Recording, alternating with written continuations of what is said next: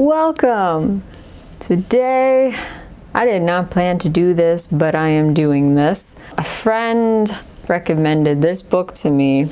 Yeah, 90 Lessons for Living Large and 90 Square Feet.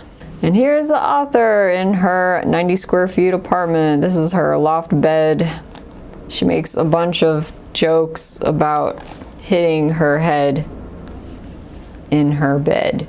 So a friend of mine was like, you should read this, you're into tiny homes. Yeah, you should definitely read it because it's a lot about organizing and minimalism.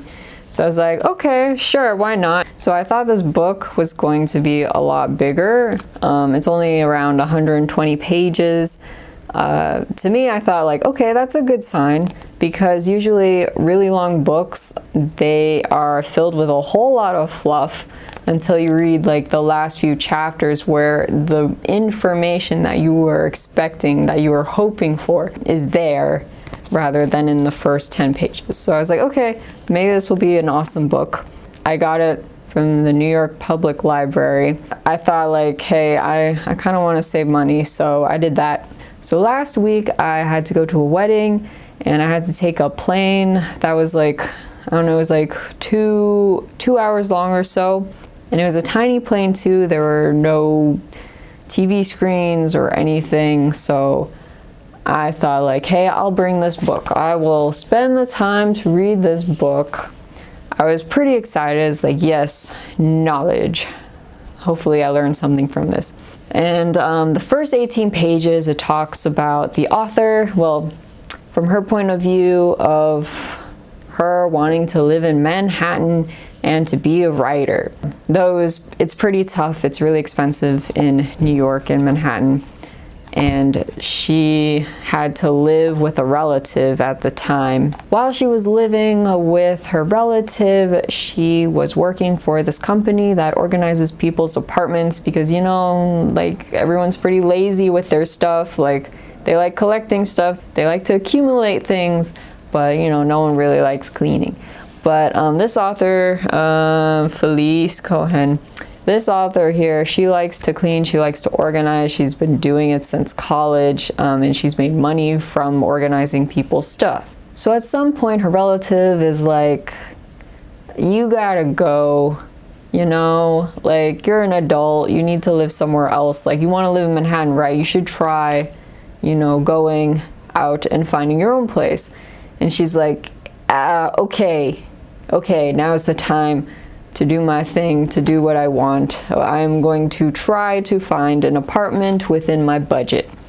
So she ends up finding this really tiny apartment that is only 90 square feet.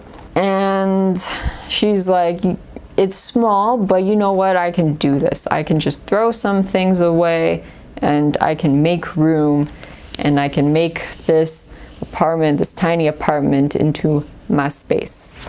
She apparently also has this YouTube video. I need to check it out. So as I was reading this, I was like, okay, she found her apartment. She spent some time on her background story. She uses a lot of parentheses and like stuff that I don't care about. So I don't know why, but lately I feel like there are writers out there who have published books that are writing in a very casual way, like they are speaking to their best friend. And like sometimes like, oh, that's cool, like I don't mind that, but some people go really into it and I'm just like, I'm not your friend, I'm still getting to know you. There's some like stuff in here that there's some extra information here that I'm like, I don't really care. Like just tell me about the story, tell me about your story. I don't need to know extra stuff about you. So yeah, the author kind of does that a bit. So there are some parts I kind of skip. Like if you ever decide to read this book and you see parentheses within this book, just skip over it. You don't need to read it. It's just like bleh. It's just fluff. That doesn't really add to the story. So as I'm reading on the plane, I finally get to the part where she's like, okay guys, enough about the background information. We are going to get to the good stuff, which is 90 things that she learned while living in a 90 square foot apartment. So I'm like, okay, cool. I'm super excited. What's gonna happen? What are we doing? And so we get to number 1. Getting organized is as easy as 1, 2, 3, which is 1, toss, 2, categorize, and 3, put away. Okay. And as I keep reading through the pages, I find out that the rest of the book is just like this. It's just a waste of pages. It's like, what? Even baby steps are steps forward. Like, what? I could have looked this up on Google. Why? This is something that I already know. This is like the ABCs. Why is she telling me the ABCs in this book? I don't understand. And I was very pissed off on my flight because I skimmed through all these rules that a majority of us already know. And I finished this in like 10 minutes, and I still had like an hour and a half or something of this plane ride. And so yeah, I was very upset with all this time that I still had to kill. And I don't know, like, you can read this yourself, you can check it out. But personally, I would suggest, just if you're really bad at organization, just look it up on Google. You don't need to read this. I mean, the author has apparently a YouTube video of her apartment. I'm kind of interested in that, just seeing the apartment. But other than that, I don't know, like, this book was a waste of time. It was a huge waste of time. I'm so glad that I got this from the library. Like, I was going to buy this, but yeah, luckily I got it for free. I hope you liked my book review. Who knows if I'm gonna do more in the future? Maybe yes, maybe no.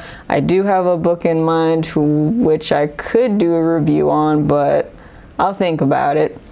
And yeah, please subscribe, please like, comment if you want. I don't know, is there a book that you hate? Let me know. Until next time, guys.